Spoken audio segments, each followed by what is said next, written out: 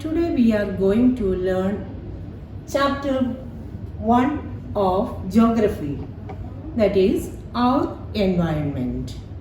So, before entering into the topic, I want to ask you a question. Why our earth is called as a unique planet? You have already learned in your 6th standard. Why our earth is called as a unique planet? Because earth has life. It has land, water, air, plants and animals to support life. So it is called as a unique planet. The earth has both living and non-living things. Living things are the gift of nature. They are called natural things. Non-living things are made by the effort of human beings. All the things, it may be natural or human made, surrounding the earth or surrounds the earth is called as environment.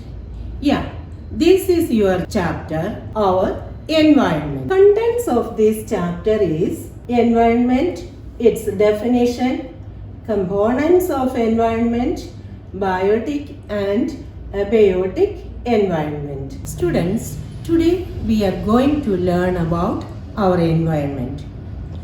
Environment is derived from the French word environner, meaning surroundings. Can you say when is the World Environment Day is celebrating?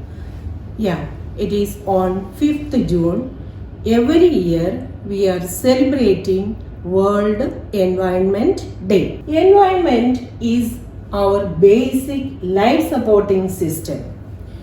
It provides the air we breathe. It is the basic life supporting system. It provides what all things it provides. It provides the air we breathe, the water we drink, the food we eat, and the land we live. Next topic is components of the environment. Here, what are the components of the environment? They are natural components, human-made, and human components. Natural components includes lithosphere, atmosphere, hydrosphere and biosphere. Then human environment includes individual, family, community, religion, etc. Then human-made environment includes buildings, bridges, monuments, parks, etc. Environment is a combination of both natural and human-made phenomena. Environment is a combination of both natural and human-made phenomenon. Human beings try to modify the environment. How they are trying to modify the environment? Human beings are making cars, mills, factories and manufacture containers. This is how human beings modifying natural environment. Then, what do you mean by natural environment? Natural environment means all those things that are naturally existing around us are called as natural environment. Then, natural environment is further divided into two. They are biotic environment and abiotic environment. What are biotic environment? It is the world of living organisms. That means plants, animals and human beings. Then next one is abiotic environment. What is abiotic environment? It is the world of non-living elements. Example, land. So, natural environment comprises of both biotic and abiotic environment. Together, we can say that natural environment includes land, water, plants and animals. All together, we can call as natural environment. Then, now we are moving on to the next topic, that is the domains of the earth. What are the domains of the earth? They are lithosphere, atmosphere, hydrosphere and biosphere. What is lithosphere? Lithosphere is the solid crust or the hard top layer of the earth. What are the features of lithosphere? It is made up of rocks and minerals. It gives us different kinds of minerals such as aluminium, zinc, copper, coal, etc. So that helps this thin layer of soil that helps the growth of plants. Next one, we are moving on to the next domain of the earth, that is atmosphere. What is atmosphere? Atmosphere is the thin layer of air that surrounds the earth. The gravitational force of the earth hold the atmosphere around the earth. Atmosphere consists of different gases such as oxygen, nitrogen, carbon dioxide, etc. Then it protects us from the harmful sun rays, and it contains life-giving gases such as oxygen and carbon dioxide. Hydrosphere is the next domain of earth. The domain of water is referred to as hydrosphere, and it comprises of various water sources such as sea, ocean, lakes, rivers, etc. Then next we are moving on to biosphere. What is biosphere? Plant and animal kingdom together make biosphere, or it is called as the living world. All the living things, they are depending each other. What is an ecosystem? Ecosystem is formed by the interaction of all living organisms with each other and with their environment through transfer of energy and material.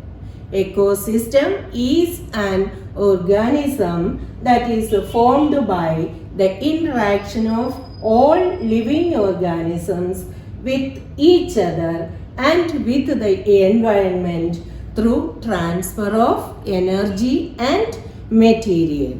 So before that, I want to explain you about human-made environment. Human-made environment includes changes and modification of natural environment.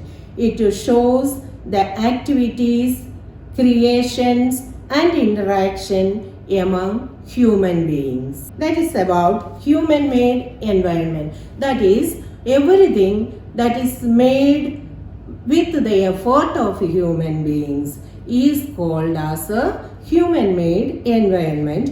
It includes the activities, creations and interactions among human beings. Next one is human environment.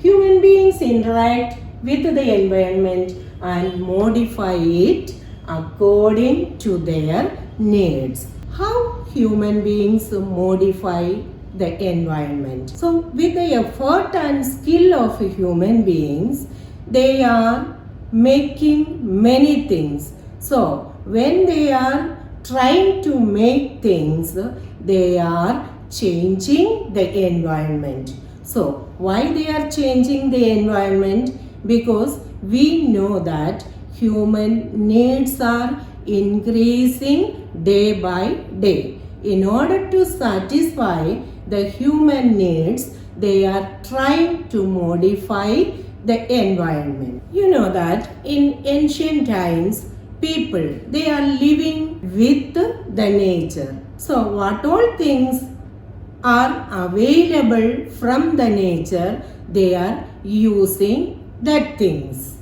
So at that time, they find out the things from their surroundings. Then when times passes, what happens? Human needs began to increase. So in order to fulfill their needs, they tried to modify the environment, and as a part of it, they began to learn how to grow crops, and they began to settle down in a place. So transportation system developed after the invention of wheel. Barter system emerged. Barter system means the exchange of goods with goods without using money. Trade developed. Industrial revolution taken place into existence, and human beings tried to exploit natural resources in order to fulfill their needs. So this disturbs the balance of our environment. Perfect balance between the natural and human environment is necessary. Humans should be aware of their duty and maintain the environmental stability. So human beings must keep the environment, and also they use the resources according to their needs, but it should be in limit. So we must safeguard our environment for our future generation. Thank you, students. And you have an assignment. Please note down the assignment. Draw the domains of the earth in your own imagination. Do not use the figure in your textbook. Thank you.